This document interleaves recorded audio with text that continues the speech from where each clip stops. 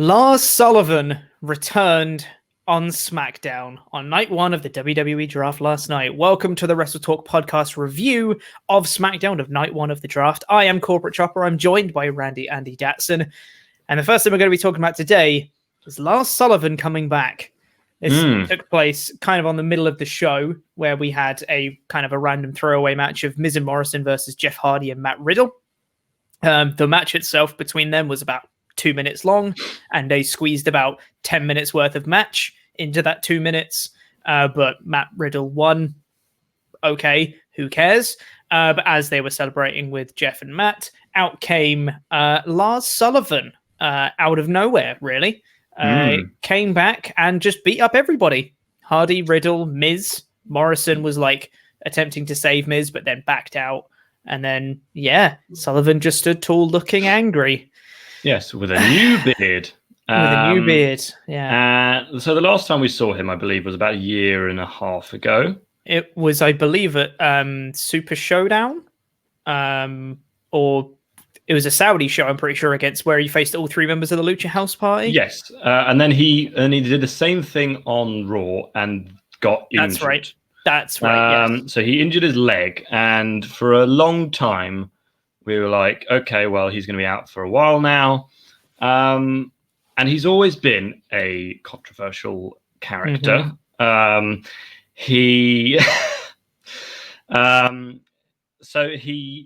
was it? He said, so there were some posts that he made as part of a bodybuilding forum a few years ago. And while I won't go into detail, the kind of general gist was they were racist. He made sort of unpleasant claims about both Ronda Rousey and Stephanie McMahon. He called Jeff Hardy certain things. He made very poor comments about rape, consent, things like that. He said a lot of very, very misjudged things. So lots of homophobia, lots of racism. And then obviously this whole kind of scandal came out with the adult video that he performed in, which kind of brought into question everything he'd kind of said about everything that was homophobic that he'd said. And a lot of people, I think, would have been quite happy to never see Lars Sullivan on WWE TV again. I am in that category. I don't think once you have made those kinds of comments that you should be allowed to continue in a company which should be inclusive, especially when you've made racist comments towards both African American people and Mexican people, two groups which often make up a large part of wrestling rosters. I had no interest in seeing him again. I always knew he would return because this is WWE, and as we've seen with things like Hulk Hogan, racism has an expiry date. You're allowed to be racist, and then you're told off for about a couple of years, and then it's okay again. Not interested in seeing this. Don't want to see him back. We are seeing him back. It's going to be the same story that we had last time, which is him just beating up lots of mid-carders. What are your thoughts, Chopper? Very similar, actually. Yeah, I have no interest in seeing him. I think it's all well and good people getting, I don't know. I haven't seen anyone saying this, but I assume there might be some contingent of people saying give him a second chance and all that stuff. I disagree. If you're at that level that he was at, it was not like, he once in his life before he said the N-word or something. This was active derogatory posts, very intentionally made to disregard, the well-being of various groups of people and specific people in the case of, like Ronda and Jeff and Stephanie McMahon. I don't think there's any coming back from that, honestly. And he shouldn't be let off the hook necessarily. And he definitely shouldn't be featured on any sort of visually something that's watched as much as SmackDown is. So I don't want to see him back. I'm not very interested in him as a wrestler as well. Even ignoring that for a minute, which we shouldn't do. I'm just saying, not saying we should ignore what he's done because we shouldn't, but even taking that to one side for a minute, I'm still not that interested in seeing him as a wrestler on SmackDown as it is. Even for me, he feels like a Raw guy. If he is going to wrestle, he feels very much like a Raw guy. I really don't want to see him anywhere near this side of stuff. Because what this does is this gives to people who know, because there will be people who don't know what happened. There'll be people who just started watching. There'll be younger people who won't have been exposed to all this sort of stuff. No one will have told them. But to people who do know, what WWE this looks like is WWE saying, yeah, we know he was an idiot in the past, but, I mean, get over it. Like, it's basically saying, oh, no, it's okay to say all this stuff. That was a few years ago. Yeah, they gave him a fine, which may or may not have been kayfabe. They fined him $100,000. And it just, it stinks, basically. Like, it just stinks of, yeah, people make terrible, terrible mistakes, and but it's okay as long as we leave it long enough. But these weren't mistakes. This was deliberate. Like you said, if he'd done it accidentally, or if he just said something naive, then it would have been like, okay, he's an idiot, but right, we can get past this. But he's attempting to learn or grow better. Deliberately. Not only did he do it, he did it more than one time. Like, he got banned from that site for doing it, and then he made a new account and did it again. Yeah. So it is active racism, active misogyny, active homophobia. And that shouldn't be something W just goes, yeah, but come on, look at him. He's a really big man. Like, we need him on this show. Yeah, it's really dumb. And honestly, we've spent longer talking about him than I'd want to. So let's not do that anymore. He's back. I don't like it. But anyway, let's talk about the rest of the show, which was bonkers. Goodness me, this was a mental show. So this was night one of the WWE Draft, the 2020 Draft. And the way it works was there were multiple rounds of picks, and in each round, Raw gets 3 picks, SmackDown gets 2, because Raw has 3 hours and SmackDown has 2. Sure, whatever. Nothing crazy happened for the first 2 picks. Raw went for Drew McIntyre. Roman Reigns went for SmackDown, obviously. And then Asuka still on Raw. Makes a lot of sense. Then we had the first brand trade with Seth Rollins going to SmackDown, which to me was a pretty big deal. I was like, oh my God, he's finished his feud with Bray and Dominic. That's amazing. Honestly, I'm really looking forward to Seth Rollins on SmackDown. I know, how naive of me. And I was like, oh wow, they're gonna finish their feud. That's great. That's awesome. But of course that didn't happen. I'll very briefly go through all the rest of the picks that were made, and then we'll just talk about the draft as a whole. So Raw went for Hurt Business after that. AJ Styles went back over to Raw from SmackDown. Sasha Banks staying on SmackDown. Naomi's gone over to Raw.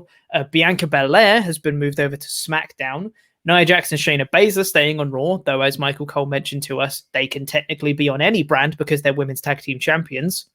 Why haven't we seen them on any brand? It's because they don't have any other women's tag teams.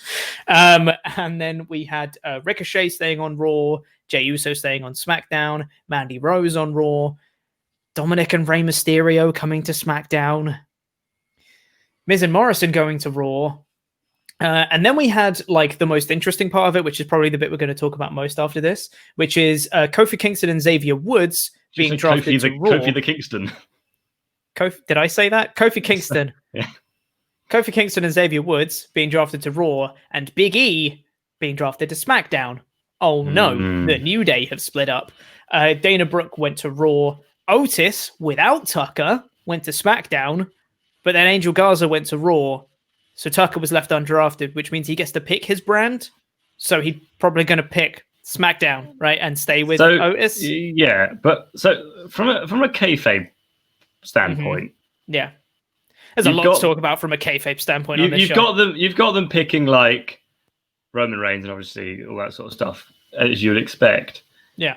But then they go, who do we want? Well, we could have Jeff Hardy, We could this is Raw. Like he's sitting there in the Raw boardroom going, Jeff Hardy, Sami Zayn, Daniel Bryan, Dana Brooke. We want Dana Brooke on Raw. So that sort of stuff. I know they've got to like fill up their women's division and all that sort of stuff. And with the whole, I know you were like, everyone was excited. Oh, Seth Rollins is on SmackDown. That's cool. And then they've gone, oh yeah, but so are Seth and Ray and Dominic. And it's kind of like, oh, that's the same feud. No. It's not the same feud. This one is blue. This one's on a Friday. It's like when you I don't know, a sports brand, like a sports brand brings out a new football boot with just a different color. They're like, wow, a new football boot, and then people are going, no, that's just the same boot. And like, no, this one is a different color. Hey man, that's what they do with FIFA every year, and they make so much money. It's this one, but 21. But yeah, let's talk about some specific parts of this. So yeah, Seth Rollins, Ray, and Dominic all get drafted to SmackDown, which is a shame. I was really hoping their feud was going to be over. However, once their feud finishes, because I assume it has to finish at some point, who knows? I am quite looking forward to having Seth and Ray and Dominic on SmackDown. I think there's some really fresh feuds they can have over there. Yeah. So fingers crossed their feud finishes sooner rather than later, maybe at Hell in a Cell, and then they can just move on from it and go to separate feuds. I think there's definitely something to be said about like Ray versus Roman. I'd pay to see that. I think that would be really cool. And some of the other picks that SmackDown might be getting on Monday as well. I think they could really do some good stuff with it. AJ Styles going back to Raw. Yeah. Maybe just getting away from Heyman again. I don't know. Well, there was also he said in the past, like one of the main issues with him with SmackDown was that when he moved to it, they were pre-taping all the shows, which meant that he was free on Friday nights. But now that he's not, he's missing like all of his kids' like high school football games, and he said that's something he's really been really sad about. So I think he probably may well have requested this. Like, look, when I moved to SmackDown, this wasn't part of the deal. So I'd like to move back to Raw because I'm missing out on my child's childhood. So I'd like to not do that. And I think, honestly, fair enough. Like, absolutely fair play. I mean, on this flat Earth, we've only got one life on this flat Earth. And he said before plenty of times, this is his last contract. This is his last wrestling contract. And he's not the sort of person who I think is going to be like, oh, actually, if you offer me more money, I think this is genuinely his last contract. He doesn't need more money. He's very happy how he is. So I think last contract, might as well do it somewhere where you can enjoy not just your life, but your family's life. So. Absolutely, yeah. 100% agree. Naomi going over to Raw. Hopefully we give like a fresh coat of paint to her a little bit, give her another go. A lot of people think she might be joining the Hurt Business because they need someone to feud with Mia Yim. Well, MVP did tweet out the graphic of Naomi being drafted to Raw with thinking emojis. So there might be something to that. I don't know how I feel about it, but I feel like Naomi could do stuff on her own, but see how they go with that. Bianca Belair to SmackDown. I was confused by that pick. Not necessarily because I don't think Bianca deserves to be on SmackDown or anything like that. It's just because they've been showing all the video packages for her on Raw. And more people watch SmackDown than Raw, which means there's going to be a contingent of your audience that don't watch Raw and don't know who Bianca Belair is and haven't seen the video packages. So they're just going to show the same ones again on SmackDown before she comes back? Or are they just going to be like, well, you watch Raw, you obviously know who she is? I mean, to be honest, those video packages, I don't think they're particularly good. Like, it's, I am stronger than people and I am good at board games. Like, I think you can just take her at face value on SmackDown without being like, oh, but I haven't seen her video packages. Who is this? She's good enough and she is imposing enough and a good enough athlete, I think, to get over on herself if they give her the opportunity. I agree. It just seems weird to me that they put the effort in to make these video packages and try to push her to then move her to a different brand that might not have seen those. Are you suggesting that some of these picks may have been made last minute? No. Without a lot of planning? No, never. I hope not. Dominic and Rey Mysterio, as we mentioned before, going to SmackDown along with Seth. Miz and Morrison going over to Raw. don't, whatever.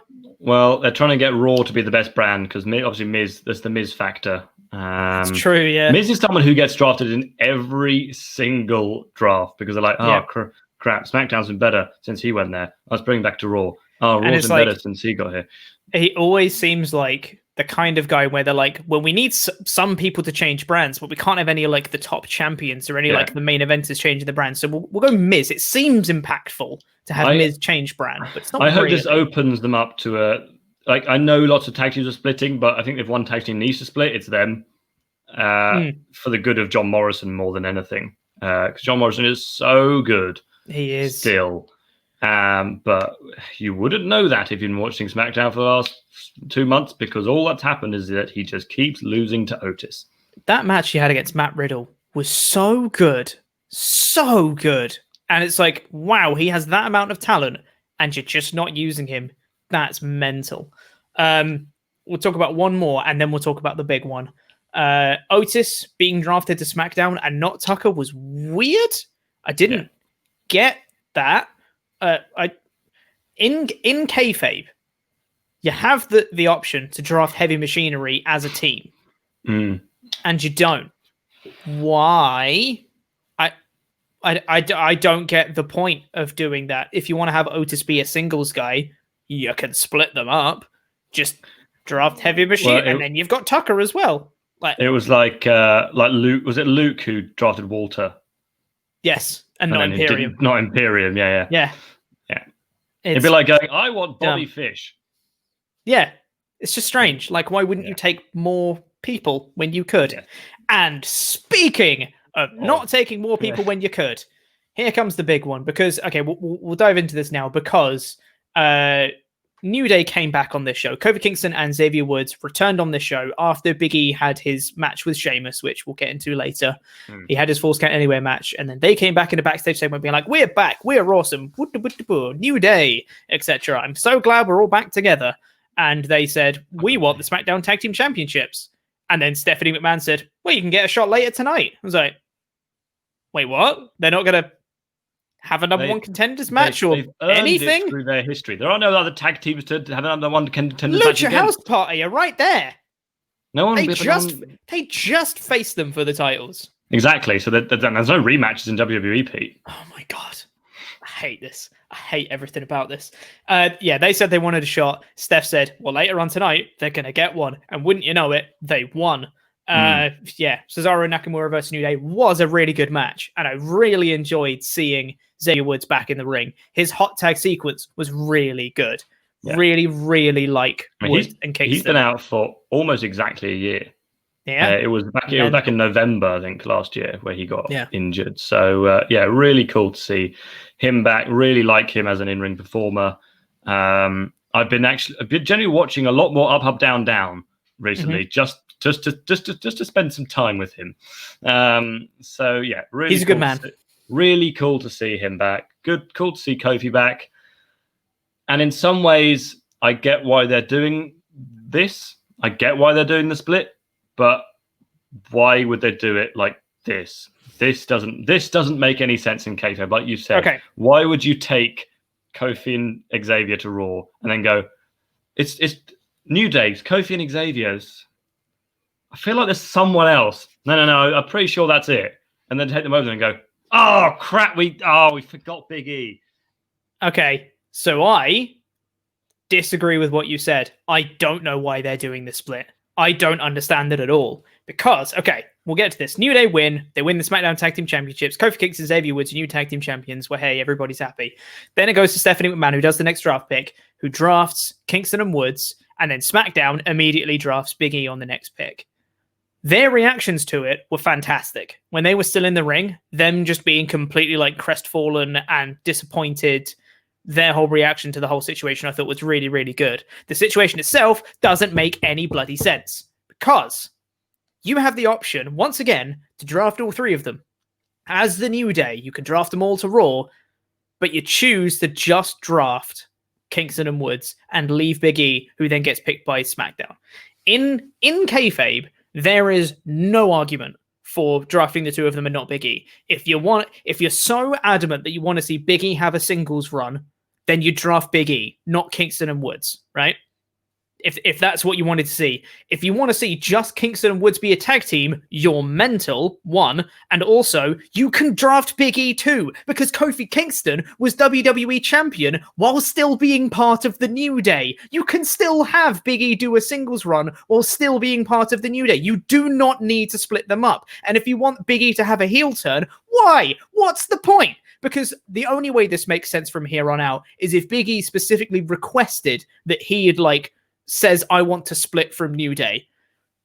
New Day should not be turning heel. Big E should not turn heel from this. I know this is the fabled Big E heel turn that everybody wants, but he's gaining momentum as a babyface singles star, and to have him turn heel undermines all of that and undermines the New Day's whole motto of togetherness and positivity and stuff like that. Why?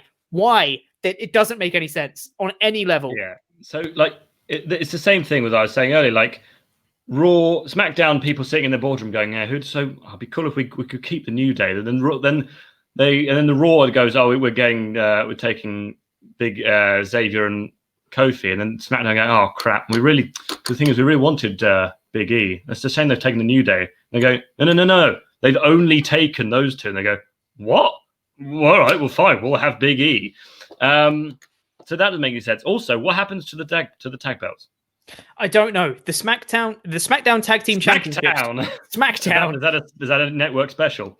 It is, yeah. Don't give them ideas. The SmackDown Tag Team Championships are now on Raw. They said at the start of the show that the titles move with the people that are drafted. So the SmackDown Tag Team Championships are now on Raw. And if the Street Profits, which is pretty much a spoiler, Street Profits are going to be drafted to SmackDown, let's be real, and they'll just swap the titles. And they'll go, "Yay, bro, want to have my titles?" And they'll go, "Yeah." And that'll be it. Sounds about right, yeah. They're going to unify them, and then they're going to be like the Women's Tag Team Championships. Please unify them. Where they can put them on any brand.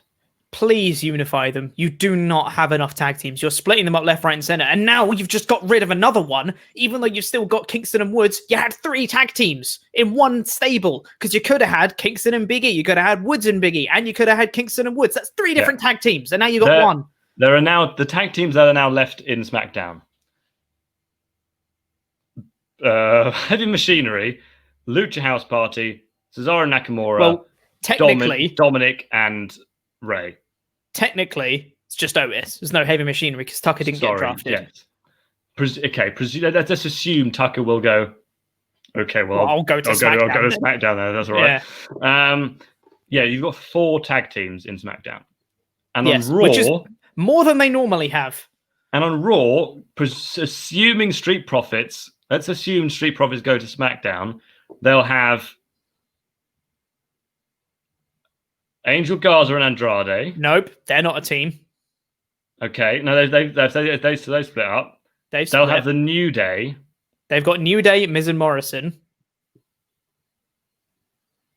And SmackDown have technically got the Usos.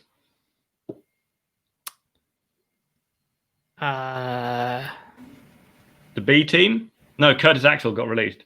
Yep. Bo Dallas wasn't even in the draft pool. No.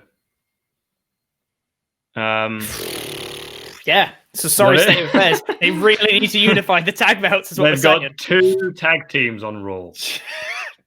They're going to have to draft. I can't wait for that feud. On the next draft show, they're really going to need to draft some more. They're going to have to. The New Day are going to be like, no. We should probably hold off on this, guys. Otherwise, it'll be us for the next year.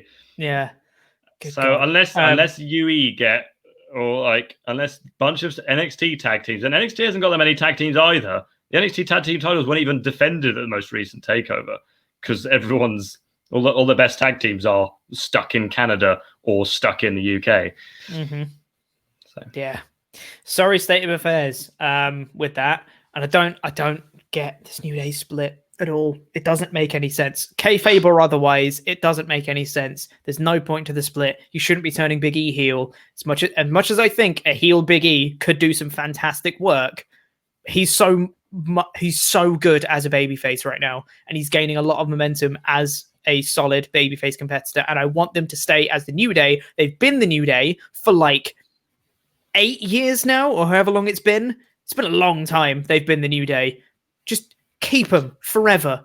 Be a tag team that doesn't split up, please. You've split every other tag team on the face of the earth. Have New Day be special.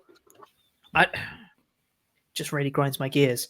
Anyway, what if the New Day win the women's tag team championship and then they can go to SmackDown? Does that make you happy? That's perfect, yeah. And also, just to rub it in, we'll talk about this now. It's the season premiere of SmackDown next week, which also doesn't make any sense because they don't have any seasons. It's a continual show. Yeah. I know what they were trying to do. It's been a year since they've been on Fox because it started last year at the draft. It's actually been a year and a week. So if it had been an actual season, it would have been actually last week would have been the season premiere. I get what they're trying to do. It was the draft last year when SmackDown moved to Fox, and that's when everything happened with the Fox robot. Remember that? All of that stuff. It's been a year. And that's when Kofi lost to the title in 7 seconds. Brock Lesnar. Yeah. Remember that? Fun times. I get what they're trying to do. Don't call it a season premiere. Do what Dynamite's doing and calling it an anniversary because that's what it actually is, you morons. I hate it. On that show, New Day are having a farewell to SmackDown match, which means that Kofi Kingston and Xavier Woods, who've just been drafted to Raw, are going to be on next week's SmackDown. It's the cross-brand invitational. Literally, 1 week after the brand started, they just don't care anymore. They're like, no, it's fine. We'll just have you on SmackDown again. Like, you've been on Raw before. Yeah, like, You've been tag team champions on Raw when there was only the tag team champion. I shall never see you again until the next draft. And until Survivor Series and Brand Warfare, probably. Oh my... I just thought of Brand Warfare. And Big E's going to be fighting for SmackDown, and Kofi Kingston and Xavier Woods are going to be fighting for Raw, and then they're going to get into it, and then they're going to be like, I'm sorry, I don't want to do this, but I have to for my brand, and it's going to suck so much. Wearing big t-shirts. No. Okay, here's my theory. They're going to have a match, and then they're going to go, oh, and the Street Profits have been drafted over. Mm-hmm. And then they'll meet, and they'll go, there you go, and then they'll swap. See, here's the thing that I don't want to happen next week, but I think is the most likely possibility. It's that Big E turns heel and he reveals that he wanted to separate. Hey man, I've called it for years. Yeah. Everything that's ever happened, I've gone, that's probably for the Big E heel turn. Yeah. Also, on the season premiere next week, Roman Reigns is defending his Universal Championship against Braun Strowman. Big match. Why? There is... Roman Reigns, the character that you've been telling to us since he's come back, he's a prize fighter. He only has his big matches, and when he wrestles, he just shows up and wins. That's what he does. That's his character. He doesn't defend the title against random challenges. People have to earn it to become head of the table, and this is my island, and all that stuff he's done. There is no logic as to why he would defend his title on a random episode of SmackDown against Braun Strowman, of all people, when he's already got a Hell in a Cell I Quit match that was announced on this show at Hell in a Cell against Jey Uso already. There is no point to this match. I do not understand, and it undermines Roman Reigns' whole thing that he's got going. I hated this show. I think you're forgetting the last thing that Braun Strowman said to Roman Reigns. I'm not finished with you. So you've got to remember, there's the long-term booking. I understand Braun Strowman was the previous Universal Champion. He wasn't technically because it was the Fiend, but discounting that, it was Braun. It doesn't matter. It doesn't matter because it's because he's not going to win. So there's no. He can't win because if Braun wins and then goes, all right, Jay, I guess with me and you in Hell in a Cell. I don't know. I kind of hope that Jay interferes immediately somehow and tries to take out Roman. Reigns just doesn't wrestle. Reigns just refuses. Paul Heyman finagles his way out of it. Like, he just says, he's the tribal chief. He won't. He's only going to fight at Hell in a Cell. Braun, you'll have to get in line or whatever the hell. And then he just doesn't do it because that's so much better for his character. But then, that's just false advertising. There's no good way out of this. You've booked yourselves in a corner once again, WWE. Well bloody done. I did not like this announcement. However, something I did like, let's be positive for a little bit. Big E versus Sheamus in a Falls Count Anywhere match at the start of the show. God, I love this match. I thought it was great. Oh, man. It was very good. Violent. I loved it. Surprisingly, yes. Very violent. Yeah. Very innovative. Very beefy. I just love...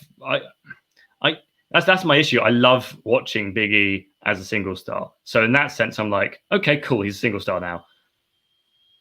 So in many ways, I'm like, I'm happy. But at what cost, Andy? But at what cost?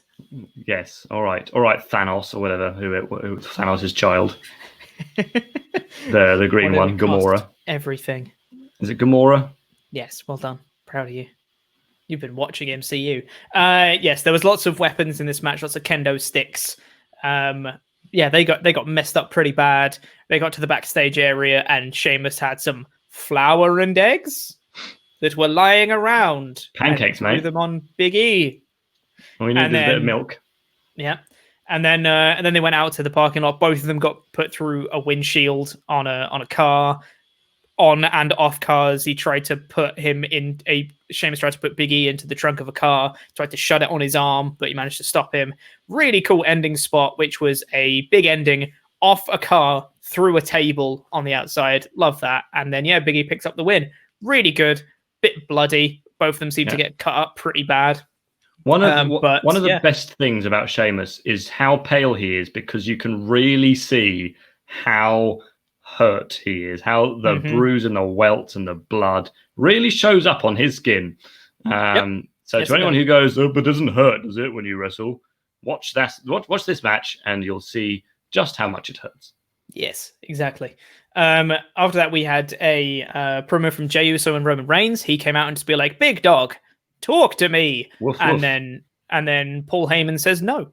Comes on the Titantron and then says, "Stop trying to get Roman to do things on your schedule. He does things on his schedule. He's the tribal chief." Duh. Which makes it so much worse when he's facing Braun Strowman next week, because he does things on his own schedule. That's what you just said, Paul. Paul Heyman had gone, the whole character. No, his schedule has him down for Braun Strowman next week, actually, on the season premiere of SmackDown on Fox. It doesn't get better the more you say it. He then introduces his own video package of Roman just beating the hell out of Jey. And then it cuts back to Roman, and he says, really nice stipulation, I thought. Their Hell in a Cell match at Hell in a Cell is going to have an I Quit stipulation on top of it as well, which I thought was perfect for their feud, because it's literally been built around Roman getting Jey to try and say something. But I still don't know what the stakes are. Like, is he actually going to have to quit?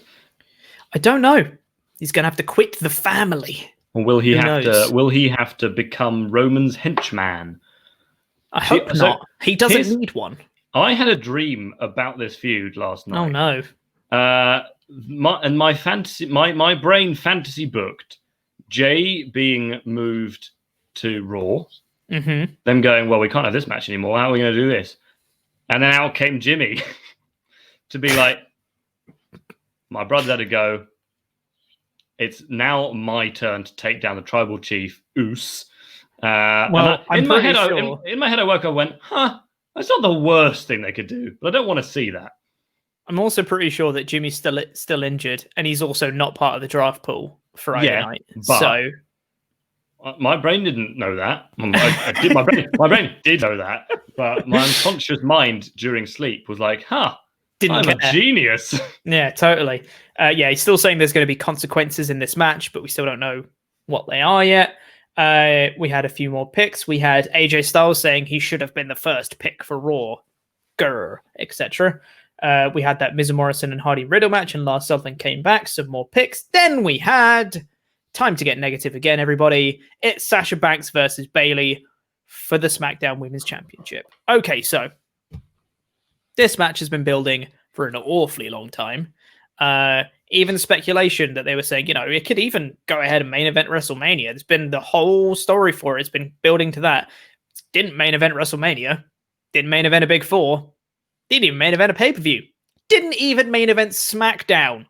This was just a match in the middle of the draft. Yeah. That was dumb. And also, it lasted 5 minutes and Bayley DQ'd herself because of course she did. Why would you ever have anything nice? God, you... What was the point of this match? What was the point in having this match? I don't want the match, but I prefer the fact that Bayley got herself DQ'd, because then at least we don't have the blow off to this feud on a SmackDown. Like, I can just... Because of how mental the rest of the show was, I sort of forgot that this happened. And so they're going to have a match at Hell in a Cell instead. Exactly. That's the problem, because this card was so bonkers. This show was so insane. It's the beginning of the draft. Why would you ever book this match? The blow off to an epic blood feud in the middle of a draft show. That is the stupid decision. And then, yeah, the match goes 5 minutes. Bayley hits her with a chair and DQs herself. And then Sasha later on goes, me and you inside Hell in a Cell. It's like, well, why didn't you just do that in the first place? Why would you have it that the first time these people can get their hands on each other after Bayley's been attacking Banks from behind, the epic blow off to their feud, and it goes 5 minutes and ends in a DQ? Why don't you just do the Hell in a Cell match? It makes so much more sense. And next week on the SmackDown premiere, you've got Braun Strowman against Bayley for a... No, that's not true. I might have made that one up, but I wouldn't have been surprised. Stop saying season premiere. It makes me mad. Yeah, Sasha, after the match, tried to do the chair neck stampy spot thing, but Bayley managed to get out of the way. What was the point? I don't get it. Anyway, yeah, we had the tag title match and New Day getting split up. Then we had the announcements of the season premiere. And then we had The Fiend versus Kevin Owens was the main event of this show, which was a cool match. Really quite liked it. I like the finish. The finish was really cool. They had some really nice spots for this one. A few super kicks to manage to take the Fiend down. He hit a pop-up powerbomb. Unfortunately, the commentary table didn't break the first time, so they had to do it twice. But he managed to do pop-up powerbomb through the commentary table, and the Fiend still managed to get back in the ring before 10, which was nice. And then, the finish was really cool. Fiend managed to lock in the mandible claw. Owens turned around and hit a stunner with his hand still in his mouth, but then the Fiend just got right back up, hand still in the mouth, Uranagi, and then kind of put him down on the mat and won. Really nice finish. Those Raw tables must be a lot weaker than the SmackDown tables, because if Lana's going through a Raw table every week and the Fiend doesn't go through a SmackDown table, those SmackDown tables Fox must be giving them much stronger tables than the ones on Raw. For sure, yeah. Or it just wasn't gimmicked. It was just an actual table this time. But yeah, they got a cool finish, and I was like, okay, it's been a bonkers show. Yeah, they're going to finish strong at least, Cool match with Fiend. Lights cut out, lights come back up. Fiend is on the stage again, staring down with Alexa Bliss on the stage. I'm like, cool, they're still furthering their story as well. Great. They both are looking at each other in unison. They look down to the ring at Kevin Owens, then they look back at each other, and then blah! Cool. End of the show. Really cool. On next week's episode of the SmackDown premiere, you have Roman Reigns against the Monster Among Men, Braun Strowman, for the Universal Championship. It's like, shut up, Michael Cole! Why have that as the finish of the show? It's this show makes me so mad. In my edited review, I gave this a very generous, I thought, 3 out of 5. Because the wrestling on the show was really good. I thought, like, the Falls Count Anywhere match, even the Banks Bayley stuff, even though it was only 5 minutes, the actual wrestling they managed to do in that time was really, really good. And I am excited for their Hell in a Cell match when they do it, because they both have such great chemistry together. The Fiend Owens match was really good as well. Really enjoyed that. The Cesaro Nakamura New Day match was a lot of fun. Like, the wrestling on this show, the actual in-ring wrestling was really, really good, which to me bumped it up to a 3 out of 5, which is very generous. But there's just so much nonsensical stuff on this show that I'm downgrading it from my edited review. I'm putting it at a 2 out of 5 instead, because there's so much stuff that just angered me. I know. I'm sorry. I've changed my mind in the time since I recorded my edited review. I'm putting it down to a 2 out of 5. Did not like this show. It made me mad. I think it's especially jarring given how good SmackDown's been lately. Right? That's why it's so particularly disappointing, because it's like, you sacrificed this show just for the draft. Yeah. And I get that the draft is a big thing, but it really killed the rest of the show for me. So yeah, 2 out of 5. And the thing is that you can sacrifice a show for the draft. I understand the draft is a big deal. Make it a big deal. Just make it make sense. There you go. Problem solved. Just make it make sense. And you're fine. God, idiots. As a very brief recap, which we totally should have done at the start. Here are the people that have actually changed brands so far because of the draft. AJ Styles, Naomi, Miz and Morrison, and Kingston and Woods have all gone over to Raw. And then on SmackDown, it's Seth Rollins, Bianca Belair, and Dominic and Rey Mysterio. So far, obviously, we've got another night of the draft coming up on Raw, and then everything will be done. That was SmackDown. I think I have a lot of big weight off my chest now that I've managed to get all that out. But before we get out of here, we now need to say thank you to some very special people. And those are our $25 and above Patreon backers on Patreon, obviously. If you haven't been over to our Patreon page yet, patreon.com/WrestleTalk, there's a load of extra bonus content over there. We've just been voting for the show that Ollie and Luke will be reviewing for WrestleTalk Extra this month. So that will be coming up in the next week or so. So you can head on over there and catch that. And if you pledge at the $25 or above tier, you get your own custom wrestling nickname and it gets read out on a show, much like this one. So thank you to Pick Him Up, Loot Sponge. Woo! Thank you very much. Intense Frank Campos. Woo! Thank you very much. The Good Bad Guy, Bryant Heath. He is Thank good you. and bad. ... Dive, Dylan Cachetta. Woo! Yes. Thank you very much. My Immortal is my favorite song, Mashy. Wow, it's a great Thank song. How do you like them apples, Marcel Dura? Woo! Yes. Thank you very much. The Notorious Ali Atta. Woo! He is Thank you. notorious. Chris, the Cypriot sensation, Patru. Woo! Yes. Thank you very much. In My Veins, Viper Alistair. Woo! Thank you. Yeah. The Schrock Master, Austin Schrock. Woo! Thank you very much. I think he's talking to you, Damian Thompson. Woo! And Thank lastly you. for today is the former star athlete, now head coach, Lendell Branson.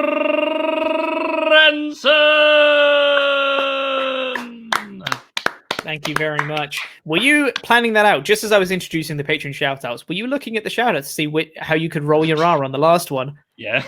I thought you were. Could you Literally looking at him just like he is planning something. Oh, they're looking at it going.